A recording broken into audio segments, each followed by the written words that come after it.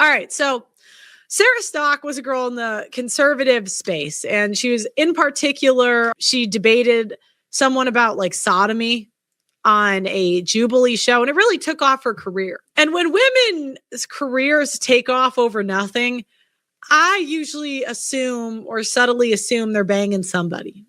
Somebody's teaching them or somebody's mentoring them, because women don't usually become famous overnight. But I didn't know. I didn't really care, right? It's not my problem. So anyways, a few months later, and I'm going to pull these tweets up, maybe a year later, I don't remember the exact timeline from when I saw her to when I started beefing with her. Sarah Stock goes viral because she posts a engagement ring. So this was the original engagement. Not this one. Here, hold on, let me pull it up. All right. Deranged MAGA civil war erupts over engagement ring size. I don't want to read this whole thing. Oh, here we go. All right. So she has a picture. A jab about the size of an engagement ring has turned into a war of words between the right-wing online influencers. The civil war devolved into bitter and bizarre personal attacks, with the combatants hurling insults and allegations about each other's personal relationships and sex lives. It all began with a seemingly innocuous post showing off an engagement ring. The post was made by Sarah Stock, a self-described Christian nationalist and contributor to the right-wing news site Rift TV. She made waves earlier this year when she was one of the 20 MAGA devotees who debated progressive commentators Sam Seder in a YouTube for the YouTube channel Jubilee. I have been pointing out that women use their families to build their brand for months, years. And the reason I point it out is because when women are unsure of something, we go to the group. So generally speaking, when a woman is posting her husband or her boyfriend a lot, the reason that they do that is they're unsure of the boyfriend. And I was vindicated. So Stock took the bait and fired back with a racially charged dig about Davis's sex life. So I have a black ex-boyfriend, and the groypers and white nationalists just don't really like that. He was a good guy. I got nothing against him. You know, it didn't work out. We were incompatible for whatever reason, but he's a good person, right? I say nothing but nice things, but these people, they can only see, which is interesting because I'm someone that sees race, right? I'm someone that sees race. I really do. And I have my, critiques of black culture all the time, but if somebody's a good person, I'll put it aside. You know what I mean? It's whatever. But so anyways, then she crashes out. So she starts insulting me. And then all these other girls get involved. Emily Saves America talked about the ring size. I mean, I don't need to go too much into this. But basically, then Morgan Ariel, it just, the gloves came off. Everybody started insulting each other. I don't really think we need to go through the whole thing. I constantly get allegations that the only reason I'm popular is because I have male Sims. Okay. So would you not think that me posting that I'm taken would actually decrease my popularity, but I still decide to do it because I love my fiance? I think that you're doing it. I think when you're posting something online, it's gaslighting me to say that it's not for attention. Pearl, let's just talk about your entire job is just hating on women who have made better life decisions than you. Okay. Is that not true? Oh my God, she said she made better life decisions.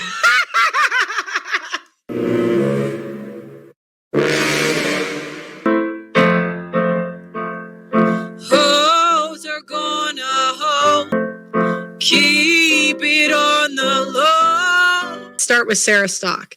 If your husband doesn't know, now is the time. I understand that you won't see it like this for a long time, but as you can see from the above, it is better for everyone that things come out in one burst today instead of metastasizing over weeks. Don't let him find out from anyone else. In February of 2025, Sarah Stock and Elijah Schaefer began sleeping together. The affair ended on the day she got engaged, about 6 months later. Sarah Stock said that she was so different and that she was fucking her boss instead. I specifically intended and planned to do today's episode, Saturday's episode, on that experience, my first ever fashion show, and why I think Elena Velez is... What is she going to do? Is she going to A, have some humility? B, gaslight. C, play victim. What is she going to pick? Such a unique designer that often faces so much backlash in the mainstream industry, but the show itself and the attendees and the models are getting a lot of traction online. So I thought we should start out by discussing that because yes, you might have seen Clavicular walked in the show. He actually closed the show. He was the last model to walk on the runway. And yes, I got to meet him. Cue the screeching online from angry men. You might have seen it if you've been on X. So sorry to have— Yeah. What a bitch. So you've taken these people's money for years. You've criticized male sexuality. I want to show you how he has spoken about her and her husband. Does she come out and defend? Like, she only defends herself, right? After he said this. Brett Cooper, bro. Brett Cooper. I know you came all the way to Fashion Week for me. You know what I'm saying? I wish we got to talk more, but now that we're both in the same city, DM me on Twitter. And, you know, we can make you forget you were ever married. Let's be real. You'll forget. Okay, so he felt the vibes too, right? That's what you communicated to him, that you were interested. You did that. You. And you could, look at, when women become wives, you don't become a good wife overnight. Women have to be trained. But the ego, they come into it and they think they know everything when they don't. You know, just because you're married, it doesn't mean you're a wife. You're not acting like a wife, right? So, and that's kind of the criticism you get with modern women is modern women want to be married. They don't want to be wives.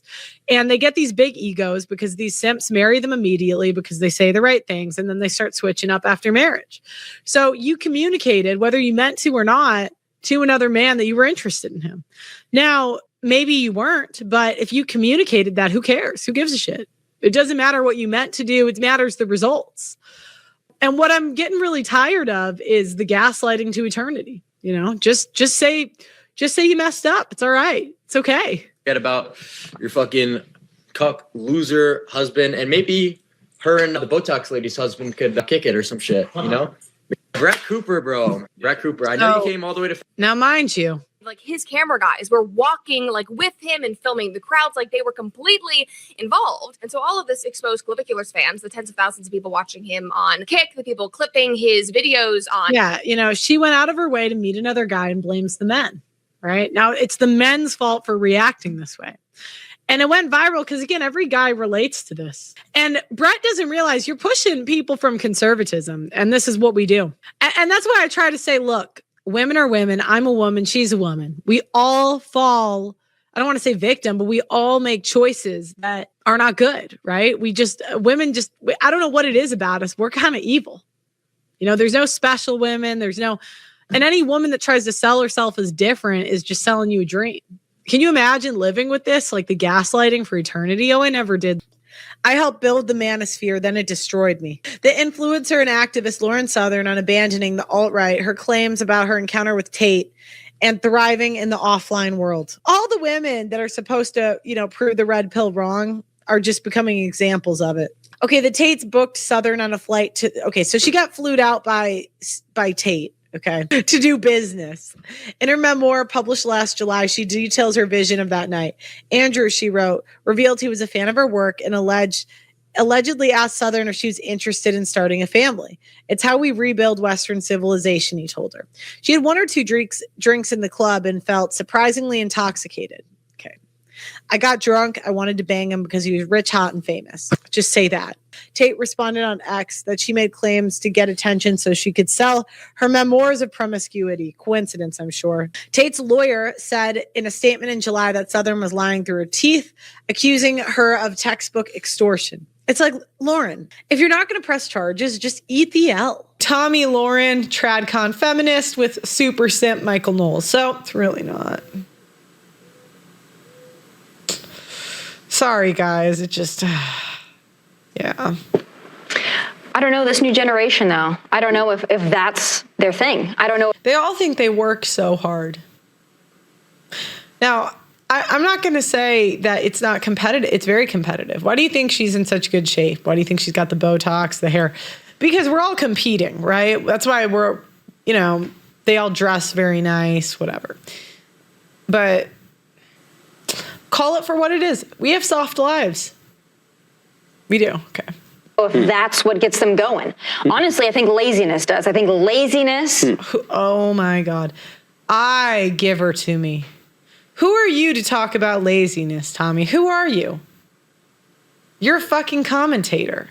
You wouldn't be where you are if you weren't a pretty blonde girl. You're not in the position you are because you're overly intelligent. You don't know stuff more than the men. You're not that intelligent. You're not that good of a debater. You just have a bunch of followers because conservative men want to have sex with you. That's it.